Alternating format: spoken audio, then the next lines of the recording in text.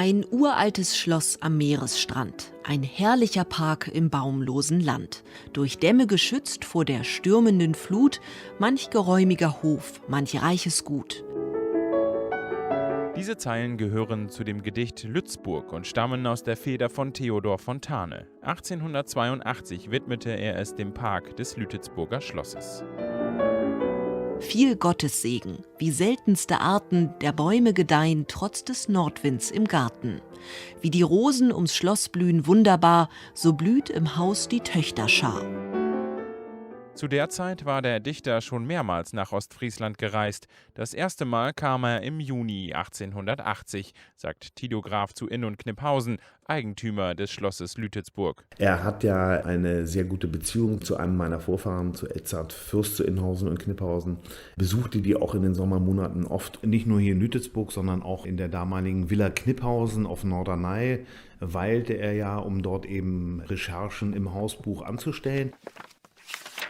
Dieses Hausbuch ist ein Archiv der gräflichen Familie zu Inn und Kniphausen. Fontane erhoffte sich, Erkenntnisse zu finden für seinen 5. Band seiner Wanderungen durch die Mark Brandenburg.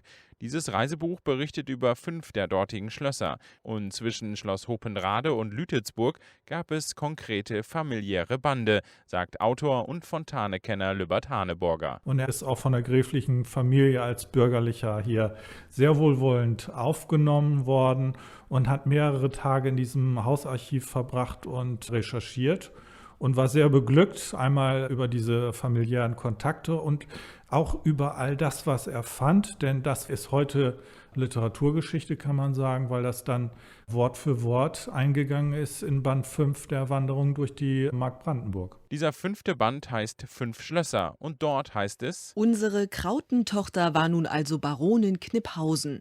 Im Mai oder Juni wurde dem zweimal getrauten Paar ein Sohn geboren, Karl Wilhelm Tito. Und abermals 2 Monate später erfolgte die seit langem geplante Reise nach Ostfriesland. Theodor Fontane kam insgesamt 3-mal nach Ostfriesland und wollte von hier auch weiterreisen nach Amsterdam, was ihm aber nie gelang. Einmal war sein Koffer versehentlich von Emden wieder zurück nach Norderney geschickt worden. So musste er einen Tag auf sein Gepäck in der Hafenstadt warten, so Haneborger. Und dann schrieb er an seine Frau, nun ist mir nicht mehr amsterdamerlich zumute, und dann hat er es gelassen. An seine Frau schrieb Fontane von überall auf seinen Reisen zahlreiche Postkarten. Sie liefern die Belege für seine Erlebnisse in Ostfriesland, erklärt Haneborger. Auf einer teilt Fontane mit, dass er Sand von Norderney in einer Schachtel nach Berlin mitnehmen wolle. Er wollte damit die vereiste Straße vor seiner Tür streuen im Winter, wenn es glatt wurde. Fontane fühlte sich wohl in Ostfriesland. Hier konnte er sich erholen, ein bisschen in die adelige Gesellschaft eintauchen. Aber er bearbeitete auf Norderney auch die Korrekturfahnen seines bekannten Historienstoffes Schach von Wuthenow und stellte in Marienhafe Recherchen zu Klaus Störtebeker an, dem er einen Roman widmen wollte. Doch daraus wurde nichts mehr. Nach den Wanderungen folgte der Stechlin. Diese Figur habe übrigens auch Züge des adeligen Freundes Fürst Edzard zu Inn und Kniphausen, so Autor Haneborger. Solche kleinen Details und andere amüsante Anekdoten findet der Leser in der Broschüre Theodor Fontane in Ostfriesland.